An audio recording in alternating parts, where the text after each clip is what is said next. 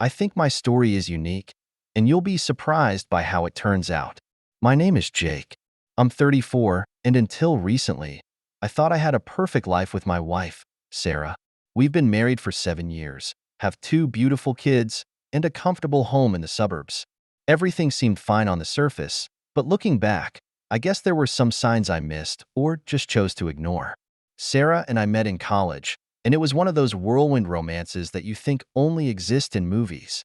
We got married right after graduation and started our life together. She's always been the more outgoing one, working as a real estate agent while I work in IT. Her job required a lot of networking and late hours, but I never doubted her. I trusted her completely. Maybe I was too trusting.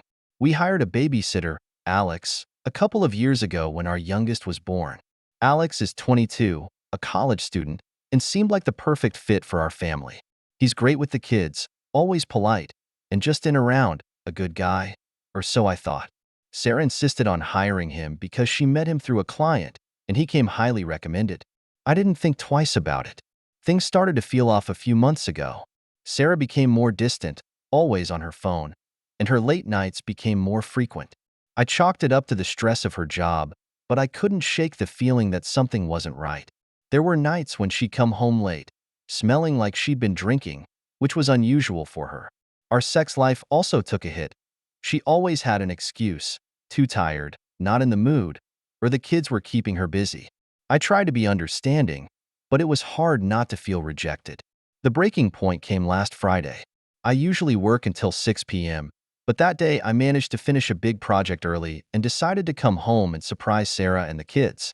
I thought maybe we could have a family night, order some pizza, and watch a movie. When I pulled into the driveway, I noticed Alex's car parked out front. It wasn't unusual for him to be there, but something felt off. The house was too quiet. When I walked in, I made my way through the house, calling out for Sarah and the kids, but there was no answer.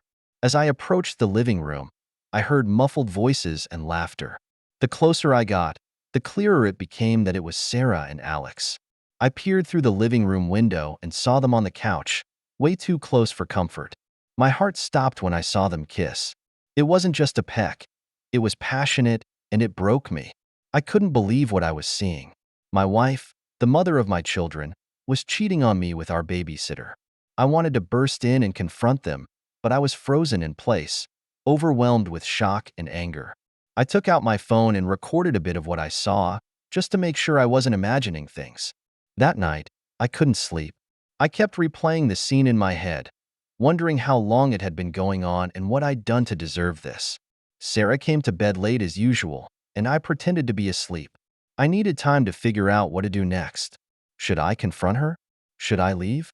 My mind was racing with a million questions, but one thing was clear. I needed to know the whole truth.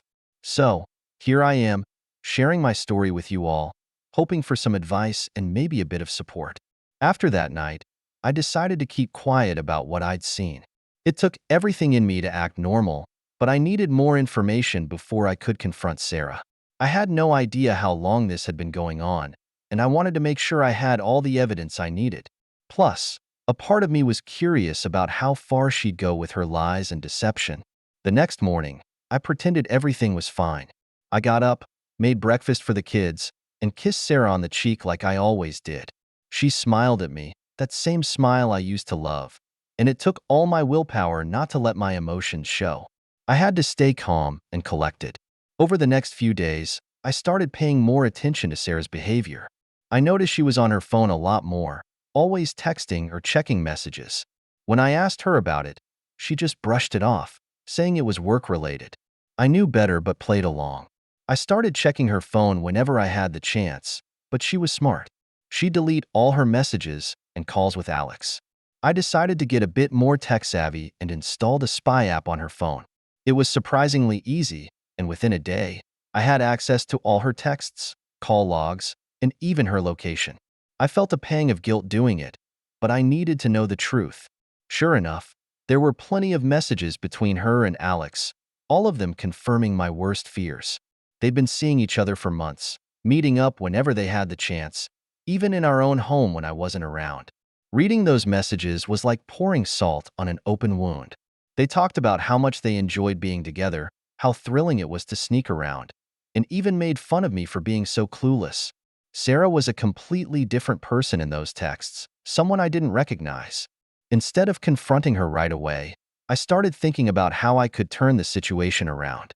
I wanted revenge, but more than that, I wanted to make sure she understood the gravity of her betrayal. I wanted her to feel the same pain and humiliation she had inflicted on me. One night, while Sarah was out with friends, I did some digging and found out that Alex had a bit of a checkered past. He'd been involved in some minor legal trouble in the past, nothing serious, but enough to raise some eyebrows. I figured if I could gather enough dirt on him, I could hit him where it hurt the most. I started collecting all the evidence I could find. I saved all the messages and call logs, took screenshots, and even recorded a few of their phone conversations. I was building a case, and it was growing stronger every day. I also reached out to a friend of mine who worked in law enforcement just to get some advice on how to handle things without getting myself into trouble. The more I uncovered, the angrier I got, but I also felt a strange sense of empowerment. I wasn't going to be the victim here. I was going to take control of the situation and make sure both Sarah and Alex paid for what they did. For now, I kept my cool around Sarah, pretending everything was fine. I knew the time for confrontation would come soon, but I wanted it to be on my terms. I wanted to catch them off guard, just like they had done to me. It was a week after my initial discovery, and I had gathered enough evidence to take action, but I still hadn't decided exactly how I wanted to play it out. I spent countless nights lying awake, my mind racing with thoughts of revenge and justice. Sarah continued her deceitful behavior, oblivious to the fact that I knew everything. One evening, Sarah mentioned she had to work late. I knew it was another excuse to meet Alex. I casually suggested I take the kids to my parents' house for the weekend. She seemed relieved and agreed without hesitation. I packed up the kids and headed out, but instead of going to my parents', I drove around the neighborhood until I saw Alex's car pull up in front of our house. My blood boiled, but I kept my cool. I knew this was the perfect opportunity to put my plan into motion. With Sarah out of the house more frequently, I took the chance to install a few hidden cameras around the living room and bedroom. It wasn't something I ever thought I'd do, but desperate times call for desperate measures. The footage would be indisputable evidence of her betrayal. That night, I kept an eye on the camera feeds through my phone. It was like watching a horror movie in slow motion, seeing them together, touching, laughing, and eventually moving to our bedroom. It was almost more than I could bear. I recorded everything, making sure I had multiple copies saved in different locations. The next morning, I reviewed the footage. My hands trembled with rage. Sarah came home early, completely unaware of what I had on her. It took all my self-control not to confront her right then and there, but I knew I needed to play the long game to ensure she faced the full consequences. I continued to gather evidence over the next few days, recording every encounter they had. The more I watched, the more resolved I became. I wasn't just going to confront her. I was going to destroy the life she built on lies. The following week, Sarah announced she had a business trip and would be gone for a couple of days. Perfect. I kissed her goodbye, wishing her a safe trip, and the moment she left, I got to work. I called in sick at work, telling them I had a family emergency, which wasn't far from the truth. I spent the day making copies of all the recordings, printing out the incriminating messages, and organizing everything into a neat little package. When Sarah returned, I continued to act normally, which was increasingly difficult. Every time I looked at her, I saw the woman who had shattered my heart, but I had to keep up the charade a little longer. Finally, the day came when I was ready to confront her. I waited until the kids were at school, ensuring they wouldn't be around to witness the fallout. I set up the laptop on the dining room table, queued up the video, and waited for Sarah to come home. She walked in smiling as she set her purse down. "Hey, honey, how was your day?" she asked. "Sit down, Sarah," I said, my voice colder than I intended. She looked puzzled but did as I asked. I hit play on the video, and her expression changed from confusion to horror as she watched herself and Alex on the screen. "What is this?" she stammered, her face draining of color. "This," I said, gesturing to the laptop, "is the end of our marriage." She started to cry, trying to reach for my hand, but I pulled away. "Jake, I can explain," she pleaded. "No." I interrupted, standing up and pacing the room. You don't get to explain. I've seen enough. I've heard enough. You've been lying to me, cheating on me, and making a fool out of me in my own home. Tears streamed down her face, but I felt no sympathy. I trusted you, Sarah. I gave you everything, and this is how you repay me, I said, my voice breaking. I'm filing for divorce. I've already spoken to a lawyer. You need to pack your things and leave. I can't look at you right now. Sarah's cries grew louder, but I didn't waver. Think about the kids, Jake. Please, let's talk about this. We can fix it, she said. You should have thought about the kids before you decided to cheat, I replied coldly. You've destroyed this family, and I won't let you continue to hurt us. Pack your things and go. With that, I left the room, needing to get away from her. As I walked out of the house, I felt a mix of pain and relief. This was just the beginning of a long, painful journey, but at least now I had taken the first step toward reclaiming my life. My focus turned to Alex. I wasn't going to let him walk away from this unscathed. He had inserted himself into my family and violated my trust. He needed to face the consequences of his actions. First, I did a little digging into Alex's life. He was a college student with a clean record, aside from some minor legal troubles. He lived off campus in a small apartment. Knowing his routine and background helped me plan my next move. I decided to hit him where it would hurt the most: his reputation and future. I compiled all the evidence I had of their affair: the videos, the text messages, and the incriminating photos. I saved everything on multiple USB drives, making sure I had backup copies stored safely. One evening, I drove to Alex's apartment. My hands shook with anger as I knocked on his door. When he answered, the smug look on his face vanished the moment he saw me. "Jake, what are you doing here?" he stammered, clearly nervous. "We need to talk," I said, pushing past him into the apartment. He didn't dare stop me. I walked into his living room and sat down, glaring at him. Sit, I commented. He sat down across from me, his face pale. "Look, man, I'm sorry. I didn't mean for any of this to happen," he said.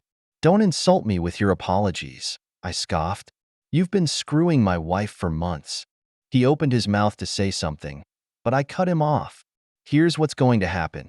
You're going to quit your job as our babysitter, effective immediately.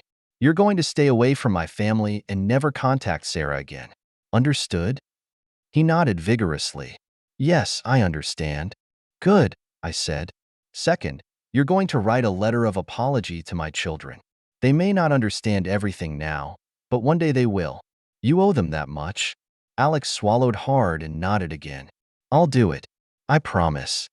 "Third," I continued, "you're going to inform your college about what you've done. Tell them you've been involved in inappropriate conduct and need to step back from your responsibilities. If you don't, I'll make sure they find out anyway." His face turned even paler, but he didn't argue. He knew he had no other choice. "I'll tell them." "Remember, Alex," I said, standing up and towering over him, "I've got copies of everything. If I hear that you've tried to contact Sarah or caused any trouble, I'll destroy you. Do you understand?" He nodded, trembling. "I understand. I won't do anything. I swear." I left his apartment feeling a sense of grim satisfaction. It wasn't enough to heal the wounds Sarah and Alex had inflicted, but it was a start. I had taken control of the situation and made sure Alex would face the consequences of his actions. The next day, I received an email from Alex. It was a scanned copy of the letter he had written to my children, filled with apology and regret. I didn't know if my kids would ever read it, but it was something. He also informed me that he had resigned from his job and contacted his college, admitting to his misconduct. With my revenge on Alex executed and my anger slightly tempered, it was time to face the inevitable: divorcing Sarah. I knew this would be a long, grueling process, but it was necessary for my healing and the well-being of our children. I had already consulted with a divorce lawyer and gathered all the evidence of Sarah's infidelity to support my case. The morning I served Sarah the divorce papers, I felt a mix of emotions. There was anger, of course, but also a profound sadness. Despite everything, she had been my partner for many years, and it was hard to let go of all the memories we had shared. But the betrayal had shattered our marriage beyond repair, and there was no going back. I chose to serve the papers at home when the kids were at school, ensuring they wouldn't witness the confrontation. Sarah was in the kitchen, sipping her coffee, when I walked in with the documents in hand. "Sarah," I said, my voice steady but firm, "we need to talk." She looked up, her eyes wide. "What is it, Jake?" I placed the papers on the table. "These are divorce papers. I'm filing for divorce on the grounds of infidelity." Her face paled, and she reached for the papers with trembling hands. "Jake, please, can't we talk about this? We can work through it." I shook my head. No, Sarah. "There's no working through this. You betrayed me, and you betrayed our family. This is the only way forward." Tears welled up in her eyes as she read through the documents. "But the kids, what about the kids?" "We'll figure out a custody arrangement that's best for them," I said, trying to keep my emotions in check. "They deserve stability and a loving environment, and right now, that's not something we can provide together." Sarah sobbed, burying her face in her hands. "I'm so sorry, Jake. I never meant for it to go this far." I took a deep breath, feeling a pang of sympathy despite everything. Sorry doesn't change what happened. We need to do what's right for the kids and ourselves. Over the next few weeks, our lawyers worked out the details of the divorce. We agreed to joint custody of the kids, with them spending weekdays with Sarah and weekends with me. The house would be sold, and the proceeds divided. It was painful, but it was the fairest solution. One afternoon, as I was packing up my things, my daughter Emily walked into the room. She was only 7, but had a keen sense of awareness.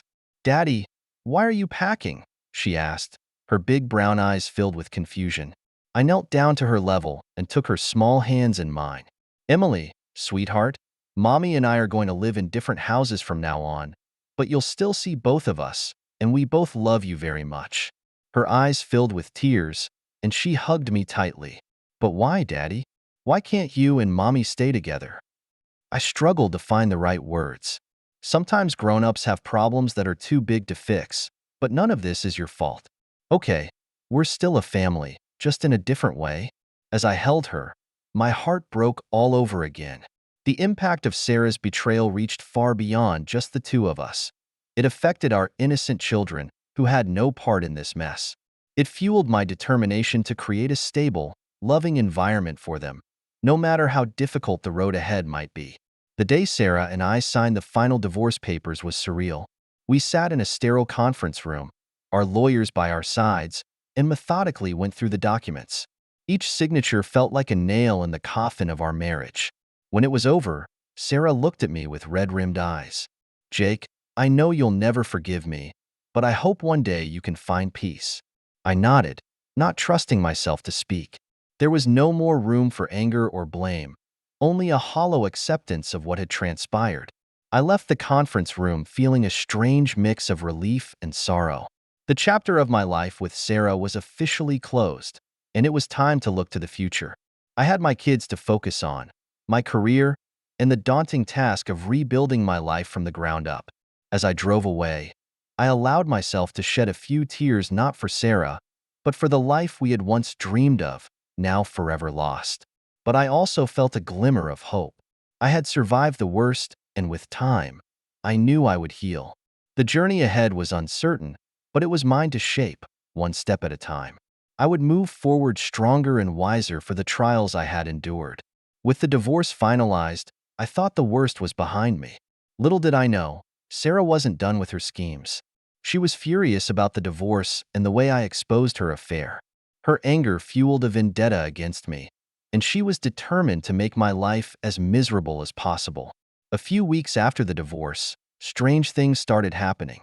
I received a call from my boss, informing me that someone had anonymously accused me of misconduct at work.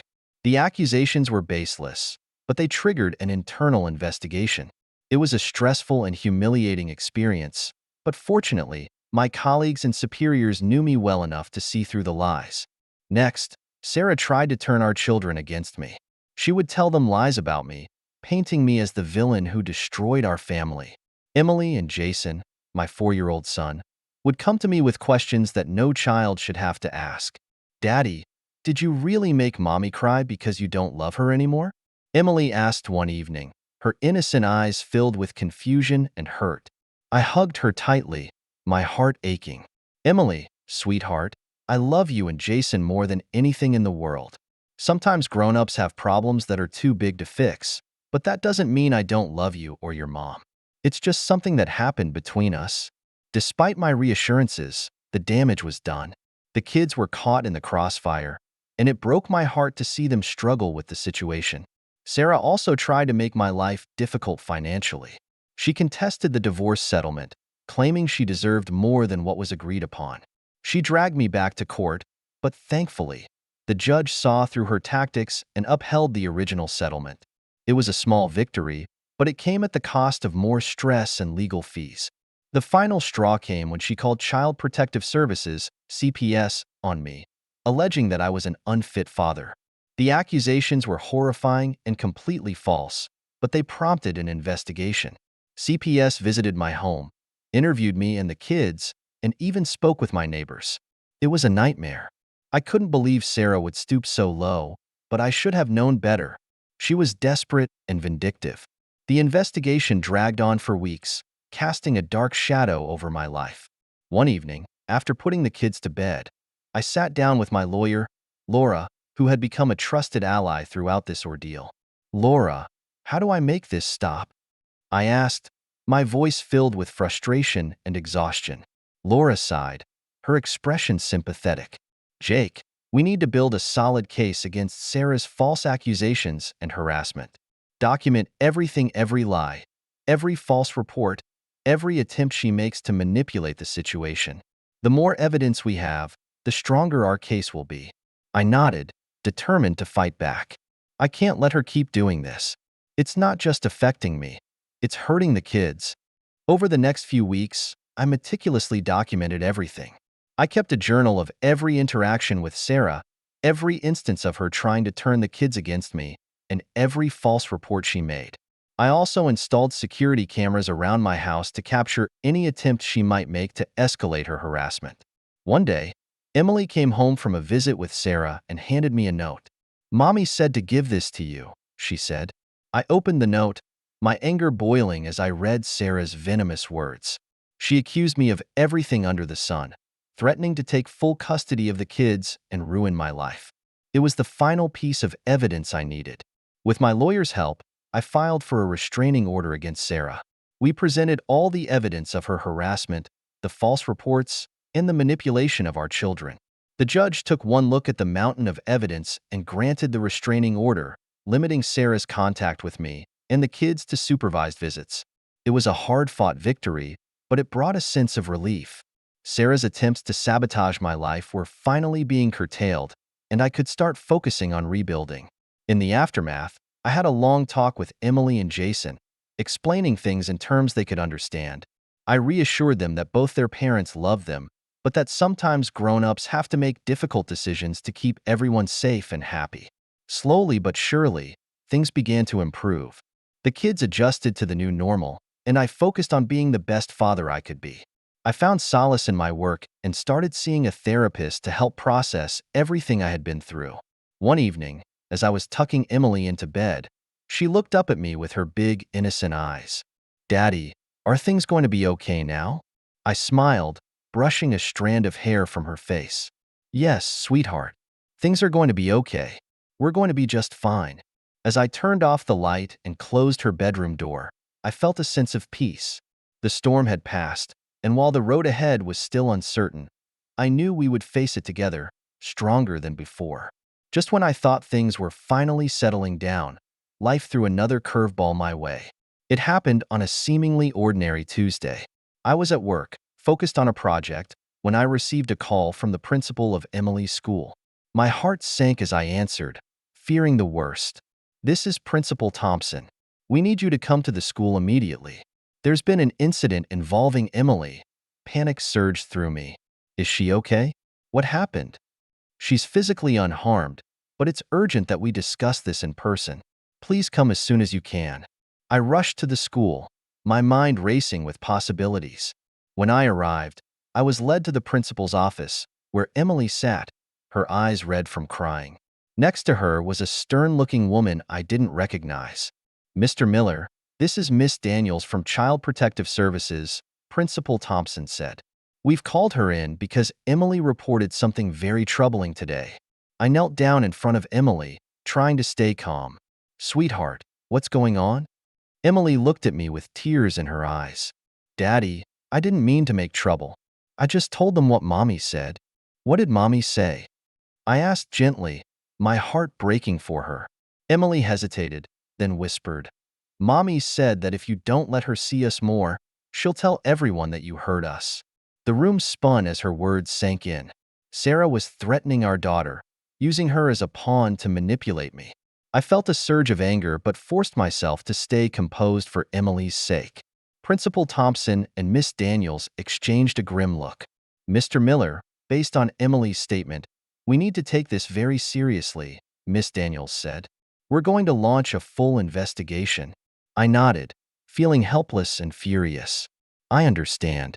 Please do whatever you need to ensure my children are safe." Over the next few days, the investigation unfolded. CPS interviewed Sarah, who, of course, denied everything, painting herself as the victim. Emily's words, however, were compelling evidence. She was young but clear about what her mother had said. During this tumultuous time, I kept a close eye on the kids, making sure they felt safe and loved.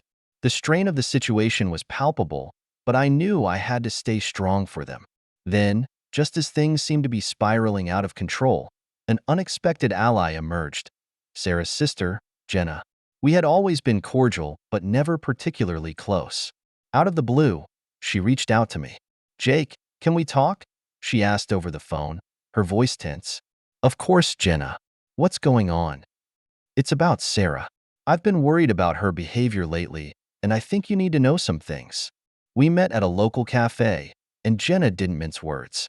She had noticed Sarah's erratic behavior and her growing obsession with getting back at me. Jenna had also found messages on Sarah's phone messages that suggested she was willing to go to extreme lengths to win custody of the kids, including fabricating evidence and manipulating Emily. "I can't stand by and watch her destroy you and use the kids like this," Jenna said, her eyes filled with concern. "I want to help. I'll testify if I have to." Her words were a lifeline. With Jenna's testimony and the mounting evidence from the investigation, Sarah's credibility crumbled. The court granted me full custody of the kids, with Sarah's visitation rights severely limited and supervised. Sarah was furious, but there was little she could do. Her actions had finally caught up with her. It was a bittersweet victory. While I was relieved to have my children safe and with me, it was heartbreaking to see the person I once loved reduced to such desperation and deceit. Life slowly began to return to a new normal. Emily and Jason thrived under the stable environment I worked hard to provide. Jenna stayed in touch, becoming a valuable part of our support system. One evening as we sat around the dinner table, Emily looked up at me with a smile. "Daddy, I'm glad we're all together. You're the best daddy in the world." Tears welled up in my eyes as I hugged her. "Thank you, sweetheart. I love you both so much." Months passed, and life began to settle into a new steady rhythm. The kids were adjusting well, and I was beginning to find a new sense of normalcy. I had even started dating again, cautiously optimistic about the future. But just when I thought the worst was behind me, life threw one last curveball my way. It was a crisp Saturday morning, and I decided to clean out the garage. It was something I'd been putting off for months, and I figured it was about time to get things organized. As I sifted through old boxes and dusty shelves, I came across an old shoebox tucked away in the corner. Curious, I opened it up and found a stack of letters and photos. The first few letters were innocent enough old love notes between Sarah and me from our early days. But as I dug deeper, I found a series of letters addressed to Sarah, dated from around the time our marriage started to fall apart. They were from someone named Mark. I felt a chill run down my spine as I read the letters. Mark's words were filled with affection and passion, describing secret meetings and plans for a future together. He talked about how he couldn't wait for Sarah to leave me so they could start their new life. One letter in particular stood out. It was dated just a few weeks before I discovered Sarah's affair with Alex. Mark wrote about a trip they were planning, a romantic getaway to celebrate their new beginning. My heart pounded as I realized Sarah had been seeing Mark long before she got involved with Alex. As I read through the letters, it became clear that Sarah had been living a double life for years. The affair with Alex was just the tip of the iceberg. She had been deceiving me and our entire family, planning to leave us for another man while pretending everything was fine. Feeling a mix of anger and betrayal all over again, I continued to dig through the shoebox. At the bottom, I found a small velvet pouch. Inside was a diamond ring, clearly an engagement ring meant for Sarah. The reality hit me like a ton of bricks. Sarah had been planning to leave me and marry Mark. I took a deep breath, trying to process everything: the lies, the deceit. It was all too much. I had thought the worst was behind me, but this revelation reopened old wounds. I knew I had to confront Sarah about this, even if it meant dredging up the past. Later that afternoon, I called Sarah and asked her to come over, saying we needed to talk about something important. When she arrived, she looked nervous, sensing the seriousness in my voice. "Jake, what's going on?" she asked, standing in the living room, her eyes darting around. I walked over to the kitchen table and laid out the letters and the ring. "I found these in the garage today. Care to explain?" Her face went pale as she saw the items. She sat down slowly, her hands shaking. "Jake, I don't know what to say. How about the truth, for once?" I demanded, my voice steady but cold.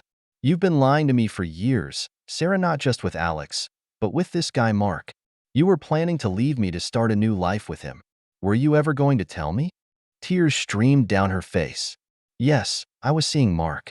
It started a few years ago. I was unhappy, and I felt trapped. But things didn't work out with him. By the time I realized my mistake, it was too late. I had already ruined everything." "You ruined our family, Sarah," I said, my voice breaking. "You made me feel like I was the problem, like I wasn't good enough. All the while, you were planning your escape." "I'm sorry," she sobbed. "I'm so sorry, Jake. I know I can't undo the past, but please believe me when I say I never wanted to hurt you." "It's too late for apologies," I replied, feeling a strange sense of calm wash over me. "I've moved on, and I'm building a new life for myself and the kids. You need to live with the consequences of your actions." Sarah nodded, tears still streaming down her face. "I understand. I just hope one day you can find it in your heart to forgive me." "I don't know if I can," I said honestly, "but I know one thing. I won't let your betrayal define me. I'm going to keep moving forward for myself and for our kids." As Sarah left, I felt a weight lift off my shoulders. The past was painful, but it was finally behind me. I had uncovered the full extent of Sarah's deceit, and it had given me the closure I needed to truly move on.